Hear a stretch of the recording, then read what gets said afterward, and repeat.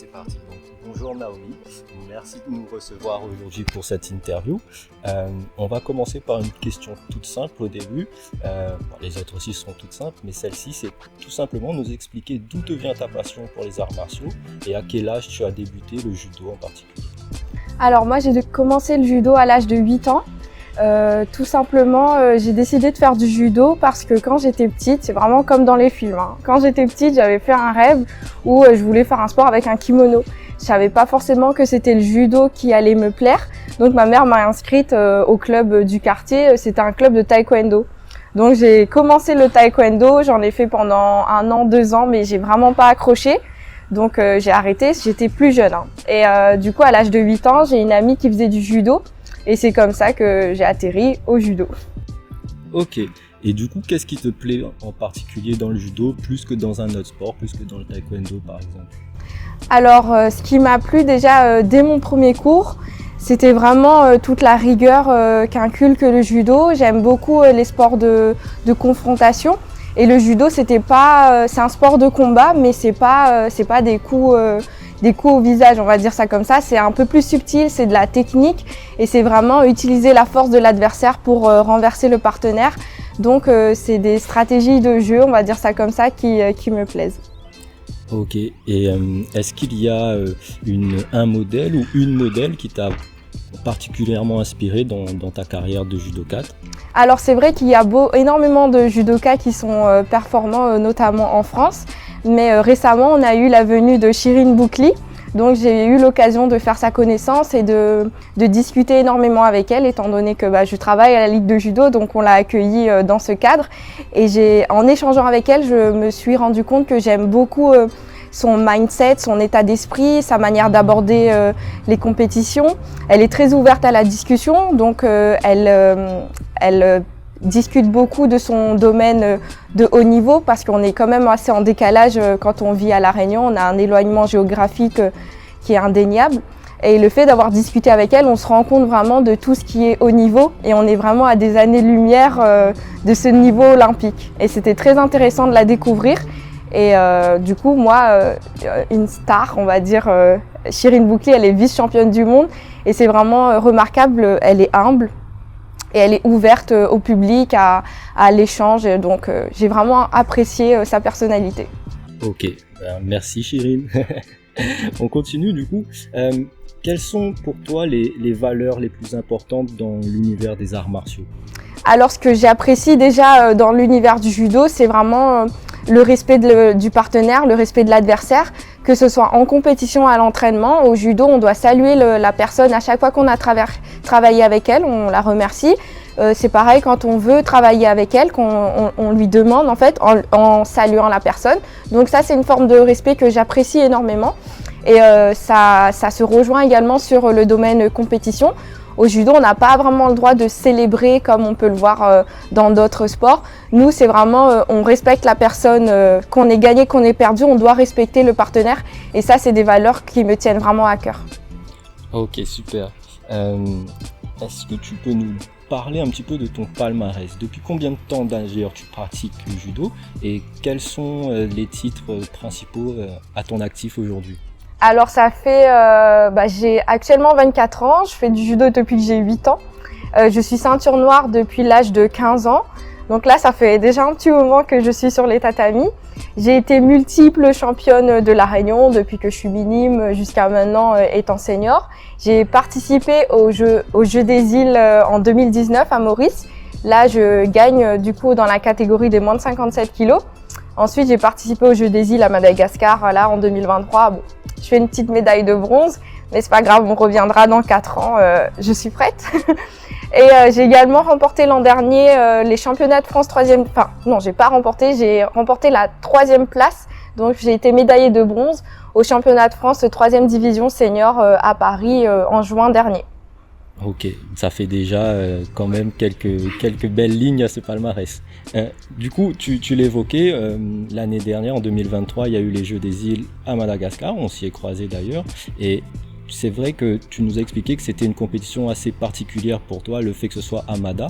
Est-ce que tu peux nous parler un peu de ce beau moment que tu as vécu à Madagascar? Ouais, c'est vrai qu'à Madagascar, il y a eu énormément de pression, de stress, parce que à Madagascar, il y avait toute ma famille, donc je voulais vraiment les faire plaisir. Le stress qu'on ressent lors des Jeux des îles, c'est encore une autre forme de stress par rapport aux autres compétitions qu'on peut vivre sur le national. Il faut savoir que j'ai évolué également en métropole durant mes années. Juste après le lycée, j'ai évolué en métropole. J'étais sur un club en métropole, je m'entraînais à l'Institut du judo, etc. J'ai participé à pas mal de compètes donc sur le plan national.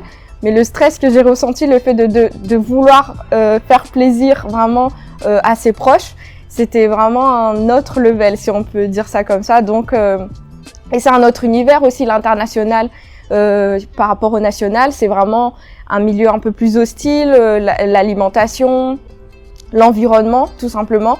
Donc, il y avait énormément de paramètres à prendre en compte et fallait faire ses preuves. Ok, ça s'est quand même plutôt bien passé pour toi. Oui, quand on est sportif, on veut toujours la première place, mais je suis quand même relativement fière d'avoir pu ramener une médaille pour La Réunion. Ok, bon, rendez-vous en 2027 pour faire mieux. C'est ça, je serai là. Ça marche.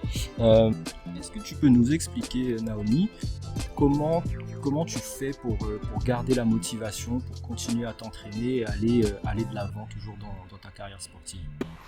Alors c'est vrai qu'à La Réunion, il faut vraiment garder une certaine rigueur, d'autant plus on prend de l'âge, plus il y a de moins en moins de participants parce que les personnes préfèrent évoluer en métropole, ce qui est tout à fait compréhensible en vue des partenaires. Donc quand on est senior à La Réunion, c'est vraiment très important de garder des objectifs en tête pour rester assez motivé. Du moins c'est mon état d'esprit, c'est ma manière de voir les choses. Il me faut un objectif pour rester motivé. Donc les Jeux des îles, c'est vraiment assez attractif en ce sens, mais quand les Jeux des îles se terminent, c'est là qu'on doit trouver certaines choses. Du coup, moi je me suis un peu tournée vers d'autres sports de combat. Donc je reste toujours dans le judo, ça reste mon sport favori d'arts martiaux, mais on s'ouvre en fait à un nouveau monde, notamment par exemple avec les sports comme le MMA qui est en pleine émergence depuis 2 ans en France. Les sports de pancrace, soumission, tout ça c'est vraiment dans la même ligue. Donc on s'ouvre à d'autres sports. Donc quand on fait de la soumission, c'est une autre discipline, c'est du judo, pour moi je le vois comme ça, c'est du judo mais sans kimono. Donc on essaye de trouver des alternatives et là-bas on a d'autres objectifs qui sont comme par exemple les championnats de France de soumission où je vais participer en mai prochain. Donc voilà, on essaye de s'accrocher à d'autres objectifs, on s'ouvre à d'autres clubs pour faire encore plus de rencontres parce que le sport, faut pas l'oublier, c'est vraiment l'entraide, la cohésion de groupe, c'est tout ça qui rallie les personnes à être motivées, à garder cette motivation et à venir à l'entraînement. Ok, donc c'est mine de rien, tu parles d'un sport individuel, mais tu le décris comme un réel sport collectif en fait. Oui, parce que seul, c'est très compliqué de faire des résultats au judo vu qu'on a toujours besoin d'un partenaire. Donc au bout d'un moment, si on vient à l'entraînement et qu'on est tout le temps seul, ça ne sert absolument à rien. On va pas réellement progresser parce que c'est un sport où on a des projections à faire. Au sol, on a des clés de bras, des étranglements et c'est quand même compliqué de le faire tout seul.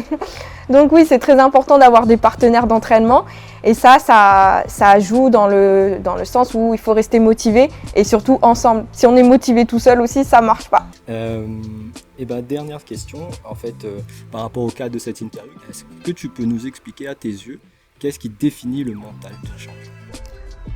De mon expérience actuelle, je dirais vraiment le mental d'une championne, c'est vraiment ne pas abandonner. On le répète peut-être assez régulièrement, mais c'est vraiment la phase clé. Et c'est souvent dans la défaite qu'on apprend le plus, qu'on va grandir encore plus.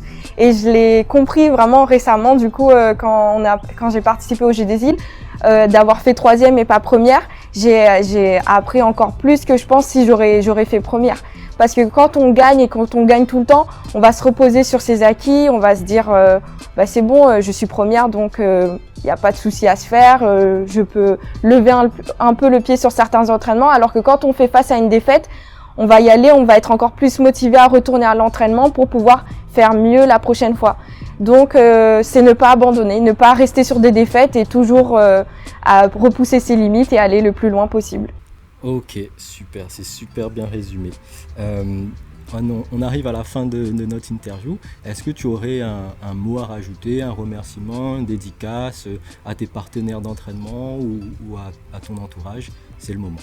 Alors je remercie du coup mon club, le JCM Saint-Denis, qui m'accompagne depuis toute petite et qui m'a toujours soutenue. Je remercie mes entraîneurs et aussi je fais une petite dédicace donc au club du Ruxambo, là où je m'entraîne en ce moment, où je prépare les championnats de France de soumission.